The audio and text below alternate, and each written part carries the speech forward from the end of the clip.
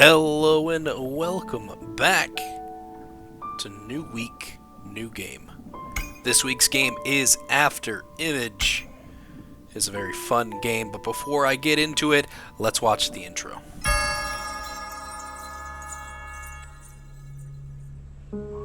The residence of God, where peace has returned.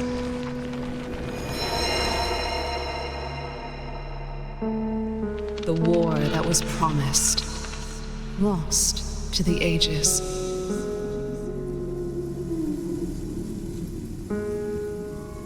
The children of God, returning to their origins.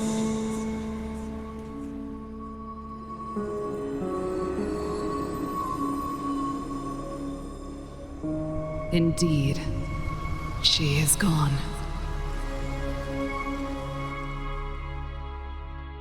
Those left behind are withering, day by day, from this deafening silence. The sun and stars have yet to return to their proper paths. The rain no longer graces its children.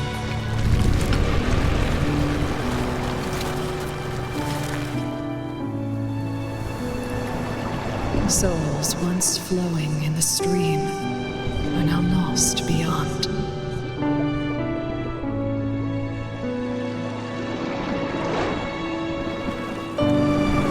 These have forfeited their gifts bestowed by God and may be awakened no more.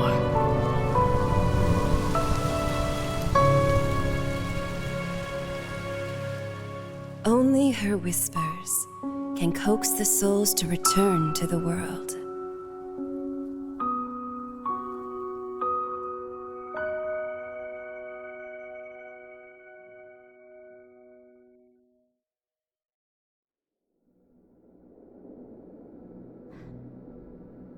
May our paths cross soon once again.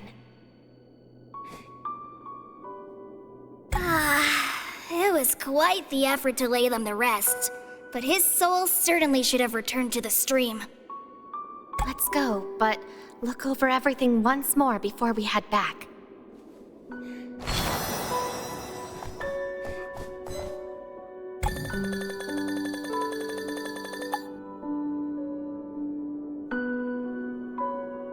Back then, we were only admitted into Rubywood Village because of Chief Carmel's kindness. Yeah, and we have been returning that favor by running all sorts of errands such as this one right now. I'm only doing it for the sake of arrows. And it was all because of the raising. Engarden has been a mess ever since, filled with more wanderers than in wartime. The raising. Madam said that I lost most of my memories after it happened. And I'm back to tell you more about this game and what my experience has been playing the game. It's fun. It's very, story-based wise, it's kind of artsy. It can be a tad bit confusing, too, because they tell you the story in the beginning and they give you that intro that we just watched with those beautiful hand-drawn graphics, and even in the game as well, it's all kind of hand-drawn on there and animated, and it looks absolutely beautiful. I really enjoy the way that the artwork looks in this game. And you'll go to different levels and things will change, and it's not always like platforms too. Sometimes you'll go to areas where it's like opened and like you can almost see depth in the distance. Really nice. So to give you the short of what this game is, Afterimage is a Metrovania side-scroller 2D platformer Souls-like with anime undertones. In total, I have played 5.2 hours of this game, and I feel like I didn't even scratch the surface of the game. As you know how Metrovanias are, there's always places to explore and areas that you can't access right off the bat. Like right here. I can't get up that platform until I get a different ability. And you have to go back and do different things and have this kind of like puzzle to figure stuff out. And the puzzles are actually pretty fun to do. Some are a little difficult and you're not sure about what you're supposed to do exactly, and then other ones are very... I don't know how to explain it. It just flows really nicely, and it looks really good on screen. I think this is the only best way that I can kind of explain what I mean by that. If you've played Metrovania games before, you know what I'm talking about. Combat's not very difficult to learn. It's essentially attack and dodge. Basic kind of stuff. You have 6 weapons you can choose from. There's the blade, which is almost like a samurai sword. The sword, which is just that, a sword. A great sword, so one of those big, thick kind of swords. A whip, daggers, and... oh, there was one more. The scythe. The scythe was really fun. I used the scythe for a little bit, but I mainly focused on using the whip and a greatsword at the end. I would just switch between whichever one had the higher attack and better stats, because each weapon had different stats you could use, and that's kind of what determined what weapon I was using next. Afterimage also has a skill tree that is very similar to that of Path of Exile's skill tree, where you kind of have a spider web of different directions that you can go. You are limited based on your level, on where you can go and what you can do. I did come across an issue where it was I had enough talent points to get different things. However, I wasn't high enough level in order to get certain talents. Talents can be anywhere from raising your HP to raising your magic attack and resistance to getting different attack abilities for different weapons as well, and even increasing the attack using those weapons. Now let me tell you about the boss battles that they have in this game. I did come across a handful of boss battles that appeared throughout the map as I was exploring, and they weren't all that difficult to face off against. Okay, well, except for that one. But not this one. See, watch.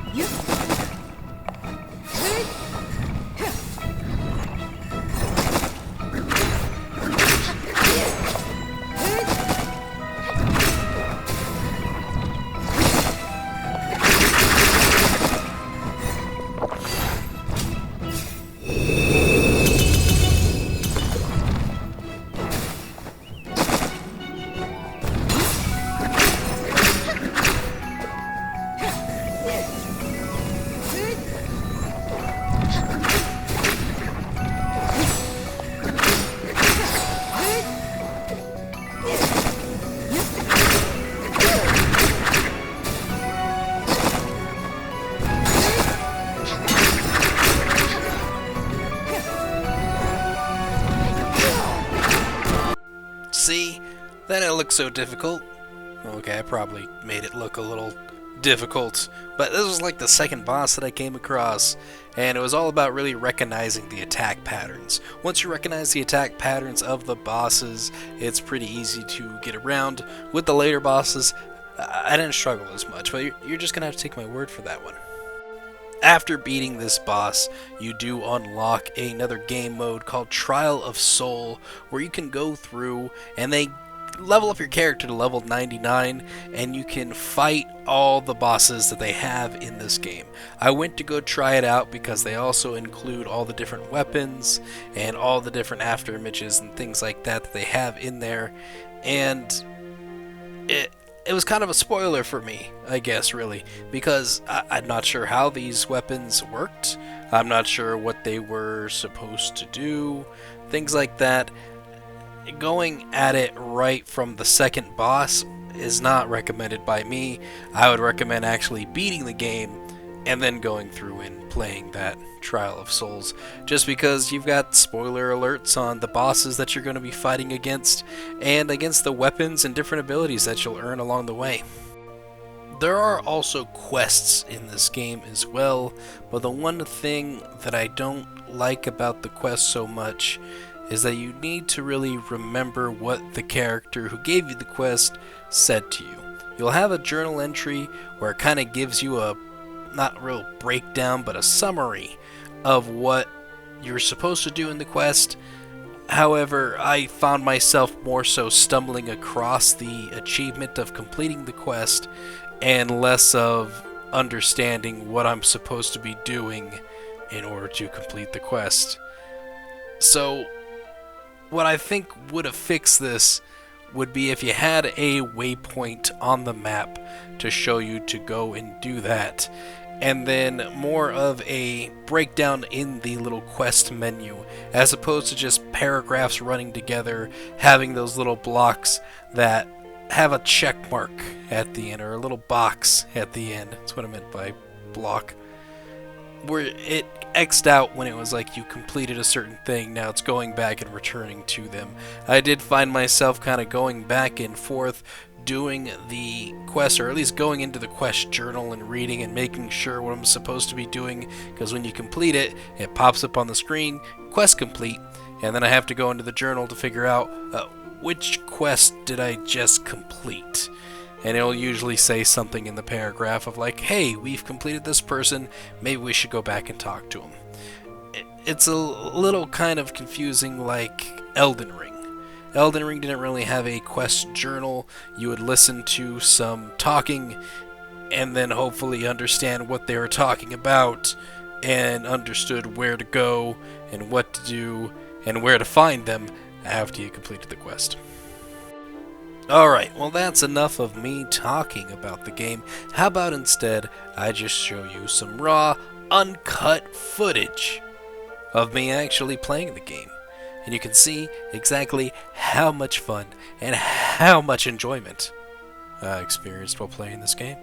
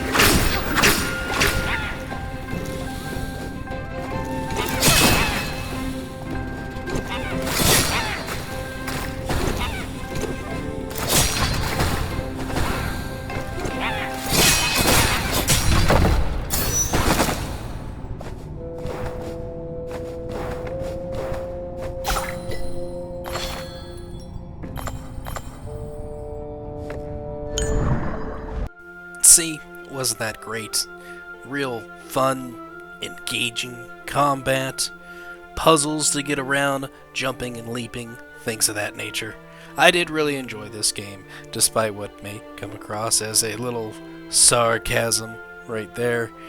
Some things were difficult and did take long to get around, and I did find myself going and using my map quite frequently, which I think is a normal thing you do in Metrovanias, or maybe it's just me. But I don't always know exactly where I'm going, and there's not really a sense of direction in this game on where you should go. It's open world in loose terms, to where you can kind of just go wherever you want. You will get kind of stuck at places if you try to go somewhere and it's got like monsters that are really strong. Then at that point, of course, you know, maybe you won't find yourself here. There's one area that I went to where the thing I was fighting almost took me completely out. Not to mention, too, in order to get into certain areas, you have to have abilities. That little dash slide thing that I did, I didn't start out with that. I had to earn that through a boss battle. There's different ones where you're like flying and jumping and having to do all these different types of things, and that kind of stuff is fun to me. I like that. One thing that I wish I could do on the map is to kind of leave markers where it's like, come back, try this again, things like that. Leaving little notes somewhere on the map that states that, you know, I need to come back and I need to complete something once I get whatever ability I need to do that. But other than that, I had a good time playing the game. The game was really fun. I plan on playing, I keep calling it the game, Afterimage. I do plan on coming back and playing Afterimage again. I mean, playing 5 hours of a game isn't something you do for games that you're not really interested in. This game I was, and I'm normally not a Metrovania type of person. But playing like New Year, New Game as of last year, and now doing New Week, New Game, I'm finding myself enjoying platformers and Metrovania and other types of genres of games that I normally do not play. And that's a good thing to me. This is also why I do this too, to kind of get outside of the norm of games that I am used to playing in order to explore and find other interesting games to play and experience, because that is what life is all about, right? The experience. I say this as a person who just kind of hangs out inside and plays video games. I feel like I'm experience things. Ooh, really getting out there. You can't find this in a world, huh? You plan on just floating in the air, making a whip go around and taking out ghosts and little crystal beasts? Yeah, good luck finding that in reality. I get the better experiences here when I play video games, and the consequences aren't as dire. Sure, my character dies, but he'll be back, as opposed to if I were to die, I don't come back. So That's why Grand Theft Auto is so great. Anyways, going off topic here. Good game. 2 thumbs way up. Would play again. Also is available through Humble Choice, which is how I got the game. It is this month of March. It is March. For Humble Choice. Go out there, sign up for Humble Choice yourself, pick up Afterimage, and the other games that come along with Humble Choice as well. There's some good ones. I'm not going to tell you. You gotta go do your own research. Anyways, that is going to do it for me. Thank you all for watching, and I'll see you in the next game of New Week, New Game. Goodbye.